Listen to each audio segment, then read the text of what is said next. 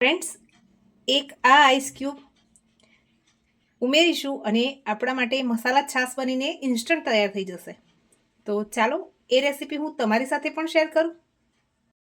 મસાલા છાશના cubes બનાવીને તૈયાર કરવા માટે જે જરૂરી સામગ્રી છે, અહીંયા મેં દાણા લીધેલા છે, જેને આપણે આવી રીતે દાંડલી સાથે લઈશું. અને મેં 2 થી 3 પાણીથી સરસ ધોઈ લીધેલા છે. ફુદીનાના પાન છે 1 મુઠ્ઠી જેટલા, 2 મીડિયમ તીખા લીલા મરચાં છે, 2 ટુકડા આદુના છે, 1 અડધું લીંબુ છે, શેકેલા જીરાનો પાવડર છે, ચાટ મસાલો છે, આપણે રેગ્યુલર જે મીઠું યુઝ કરીએ છીએ એ લીધેલું છે. અહીંયા મેં કાલા નમક લીધેલું છે. ફ્રેન્ડ્સ, એકવાર આ બનાવીને સ્ટોર કરીએ પછી જ્યારે પણ છાશ પીવી છે 1 ક્યુબ ઉમેરો અને મસાલા છાશ તૈયાર. તો ચાલો એ રેસીપી આજે હું તમારી સાથે પણ શેર કરું.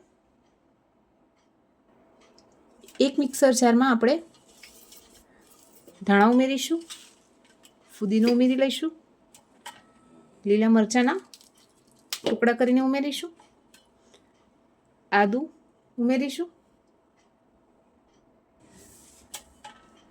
અડધું લીંબુ નીચોવી લઈશું આપણે એમાં,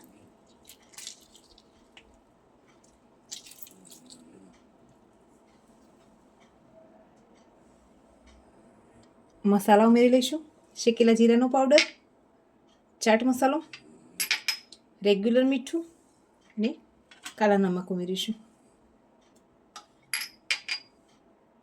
હવે એમાં પાણી ઉમેરી એક પતલી પેસ્ટ બનાવી લઈશું અને સરસ ક્રશ કરી લેવાનું છે.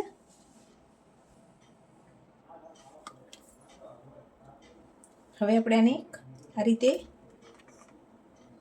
બરફની ટ્રેમાં ઉમેરી લઈશું.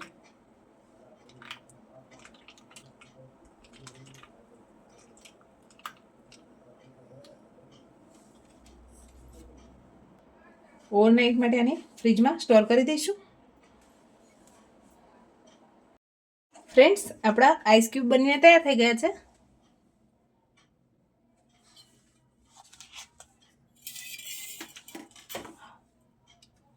હવે આપણે આ 500 ગ્રામ દહીં જમાવીને રાખેલું છે, એને ક્રશ કરી અને છાશ તૈયાર કરી લઈશું.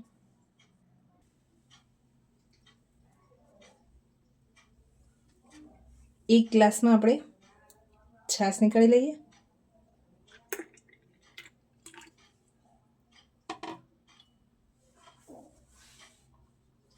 હવે એમાં એક આઈસ ક્યુબ ઉમેરી દઈએ. ફ્રેન્ડ્સ,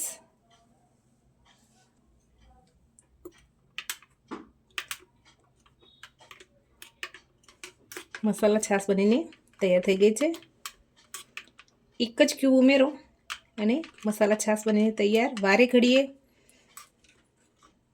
મસાલા છાશ બનાવવાની કોઈ ઝંઝટ વગર ઇન્સ્ટન્ટ બનીને તૈયાર થઈ જશે અને ઘરમાં નાના બાળકો પણ બનાવીને પી શકે છે.